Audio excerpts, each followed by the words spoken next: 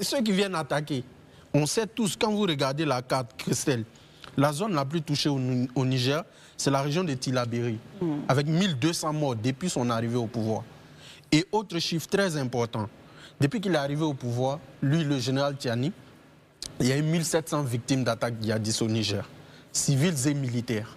Les zones les plus touchées, je l'ai dit, c'est Tillabéri. Tillabéri, ce n'est pas la frontière du Bénin, ce n'est pas la frontière du Nigeria, c'est à la zone des 3 frontières, entre le Mali, le Niger et le Burkina Faso.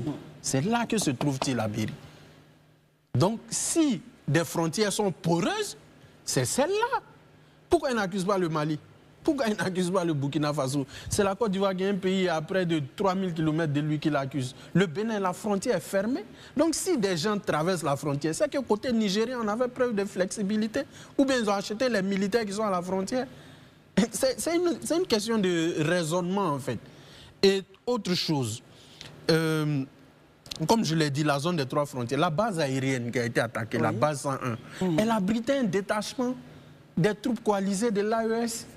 Mais le général Tiani a dit quelque chose de très important. Il a remercié la Russie. Ah bon? Oui, tout à fait. Ah bon? Donc aujourd'hui, on remercie des troupes étrangères qui viennent en renfort. Je pense que quand la France est intervenue au Bénin à la demande du président Talon, qui est chef d'État du Bénin élu, son régime a été attaqué. De son droit, il a demandé à la France et à la CEDEAO d'intervenir. Ça criait au loup. Non, la France, souveraineté, violation de souveraineté. Donc, des soldats russes peuvent intervenir au Niger, ça ne pose pas de problème à quelqu'un. Ça ne pose pas de problème de souveraineté, ça va. Tant que c'est la Russie, tant que c'est la Chine, tant que c'est la Turquie, ça va. Le loup, c'est la France.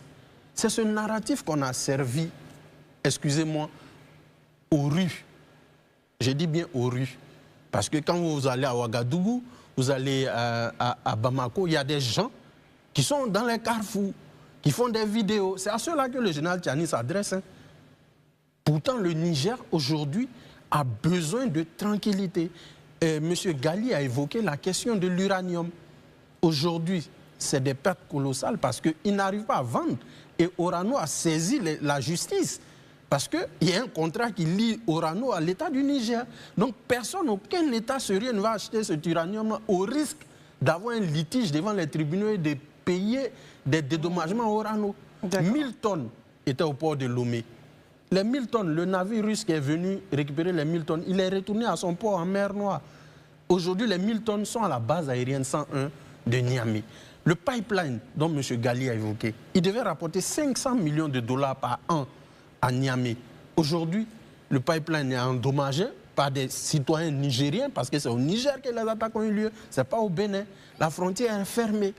Et Christelle, très bien, pour chuter, qui sont les responsables du JNIM? Parce que c'est la question que personne ne pose. Iyad Agrali, c'est un Malien, citoyen malien, connu des autorités maliennes. Et comment dirais-je, Jafar Diko, c'est un citoyen burkinabé. Ce n'est pas un Français. Ce n'est pas un Togolais, ce n'est pas un Béninois, ils sont connus. Amadou Koufa, il est citoyen malien originaire de Mopti, tout le monde connaît sa famille au Mali. Ceux-là, on ne les accuse pas, ceux qui revendiquent. C'est les patrons de djihadistes. Aujourd'hui, Christelle, je vais vous alerter sur une autre préoccupation. C'est sur les rançons. Les Émirats arabes unis ont payé au JNIM en octobre dernier 50 millions de dollars pour la libération d'un de leurs ressortissants qui était un ancien général de l'armée à la retraite, mais qui travaille dans le civil. Mais les 50 millions de dollars qui vont dans les caisses du JNIM, c'est la France qui les a payés. Mais on laisse les Émirats tranquilles, ceux qui donnent 50 millions de dollars. Vous savez ce que ça fait dans le Sahel?